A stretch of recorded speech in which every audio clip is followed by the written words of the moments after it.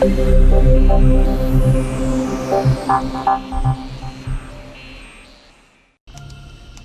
everyone, and welcome back to another episode of the MapleStory Epic Challenge by Hiraeth Gaming.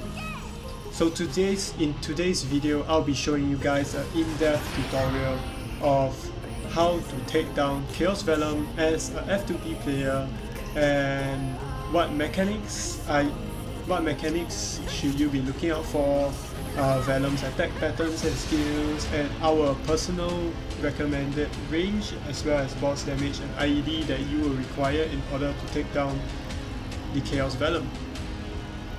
So the first things first, like normal Vellum, you can summon Chaos Vellum by just double clicking or clicking on Vellum's altar, and then you will be summoning Vellum.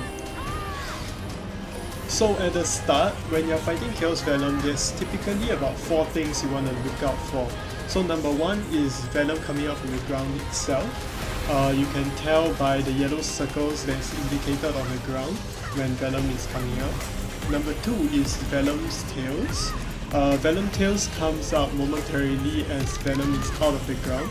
You can tell that a tail is coming out by the yellow circles that look exactly like the yellow circles that indicate when the Chaos Vellum is coming out from the ground.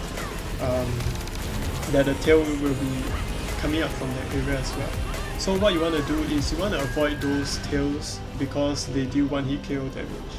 And the third thing is that you will always want to stay close to Vellum or behind Vellum, because for every 3 or 4 times Vellum appears, he will be shooting fireballs in front of him, and these fireballs spreads out in a very wide AoE range, and they all deal 1-hit KO damage.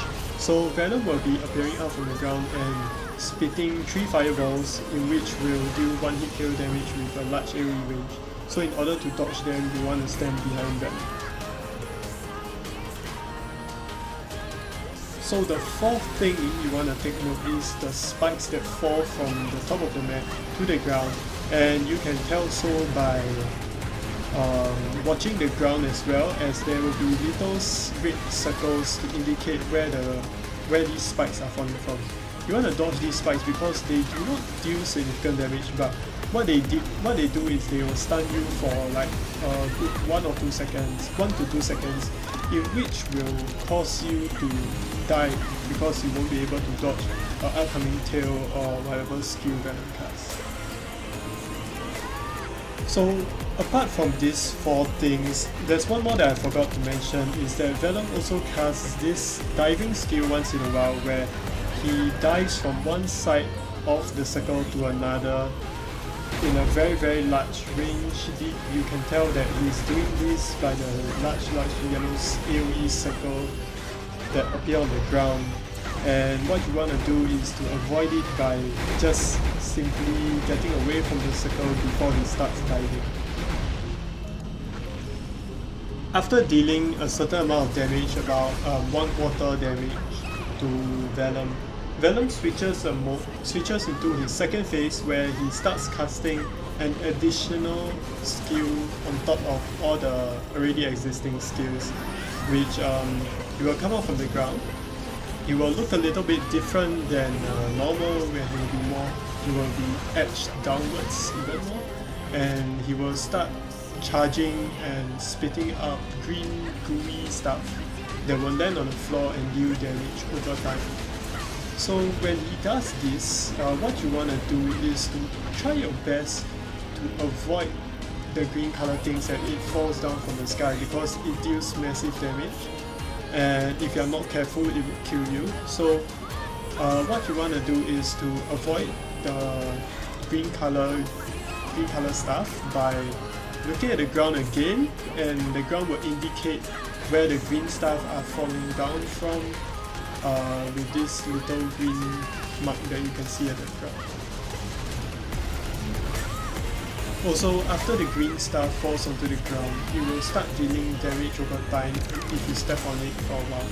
So it's like a poisonous acid on the floor that when you step on, you will will deal some damage over time. So during this phase, this green color stuff are not one hit KO damage, so if you keep your HP up by constantly potting, you'll more or less be fine.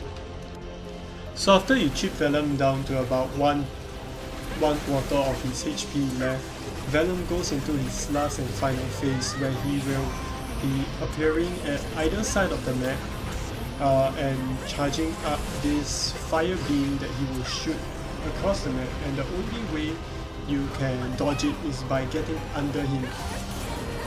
And there's this small area where you can get under him, which you will see in the video, and that area will be like the safe area.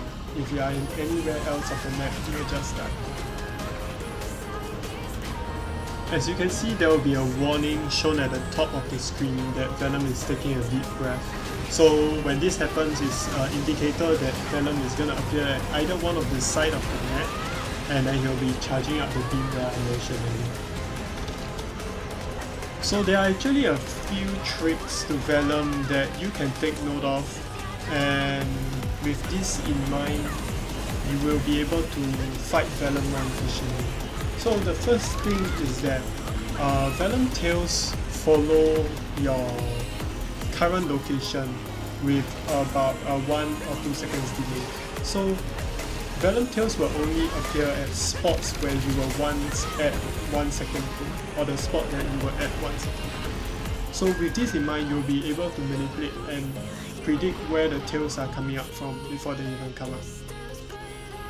The second thing is, after Vellum casts a spell like the fireball or the green color gooey stuff, or the deep breath skill where he goes to the side of the map to shoot a fire beam, after the end of the skill, when Vellum goes back to the ground, if you are directly under him, he will be dealing 1 hit KO damage, or at least a huge ton of damage to your character if you are at the edge. If he connects his body, or if his body connects to you as he goes down. So you should take note of that, and after every skill, do not stand directly under him, stand like slightly towards the side. So yeah, that's all for our Chaos Vellum tutorial. If you guys like what you see, do help us to like and share. You can follow our content, our videos, and our progress on our live streams that will be streaming once every 2 days. We are doing a no pay to win challenge where we don't pay for our equipment and see how far we can go for our MapleStory characters. If you want to know more details about our challenge, do follow us on our Facebook page, and more details are in the description below. So our recommended range, at least for Cadena, is about 12,000 base stat, which is luck, as well as 150 boss damage and 75% IED at least. I know my current range is much higher, but believe me, I've already done solo with the mentioned range, but the footage was lost due to my hard disk crashing the other time. So yeah, thank you all for watching, and I'll see you guys in the next video.